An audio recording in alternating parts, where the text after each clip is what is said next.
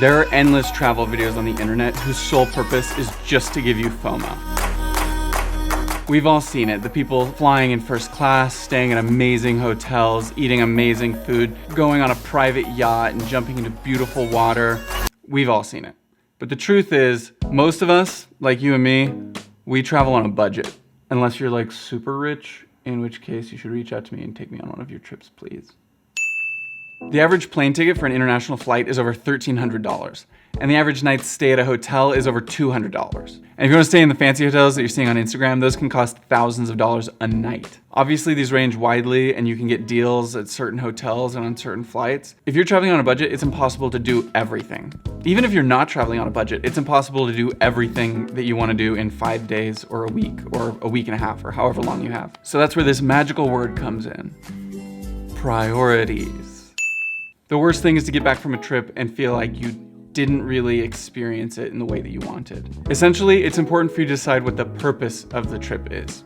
This will help you know what you can decide to cut out without feeling like you're missing out on things of the trip. It's like when people are shopping for a house. With the same budget, you could get this out in the country or this in the city. Much smaller, better location.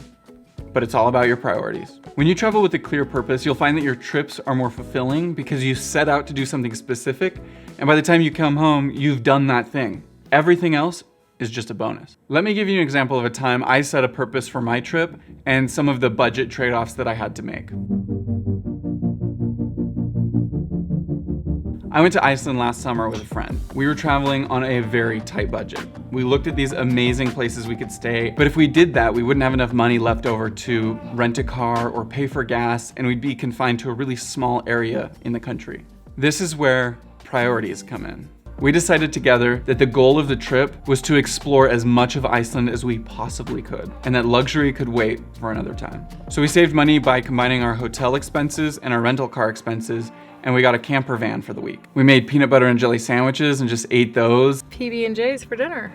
Gotta do what you gotta do. And pasta that we made in the van. It wasn't luxury, but it was a lot cheaper. And because we did this, we were able to see so much more of Iceland than we would have been able to otherwise. So the priority was seeing Iceland, and the trade-off was that we had to rough it a bit. Setting a priority can also help you decide what kind of trip you want to go on in the first place. If your priority is to decompress and disconnect, maybe you'll just do a simple road trip to a local getaway and turn your phone off for a little bit, rather than hop on a 10-hour flight to a foreign place where you have to figure out the language and you have to go to all these museums and see all this stuff and feel all this pressure while you're there. The money that you could spend on that flight could go to a nice little hotel or a spa day. If your priority is to go on an adventure, you could do the exact opposite. So before leaving on a trip, maybe ask yourself one question. What is the main purpose of this trip?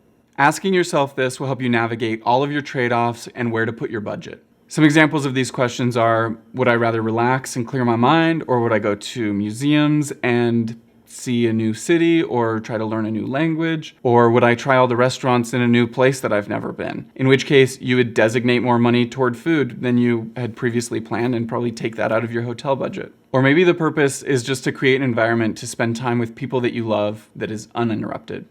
And if that's the case, make that your goal and keep that your goal. If you're not able to do everything, or if someone wants to go see something that you don't want to see, or if the group's not always united, remember that the main goal is to spend time together uninterrupted. And that will help you remember why you're there.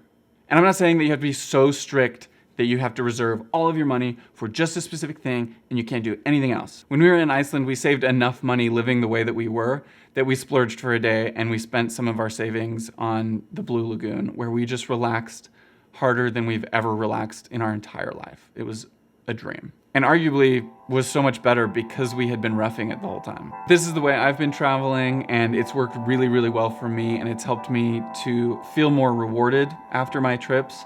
Let me know in the comments if you guys have prioritized goals or plans for trips before and how that has worked out. If you're interested in our courses, head over to brighttrip.com, and we've got a ton of travel courses that can give you ideas for what priorities to set. See ya.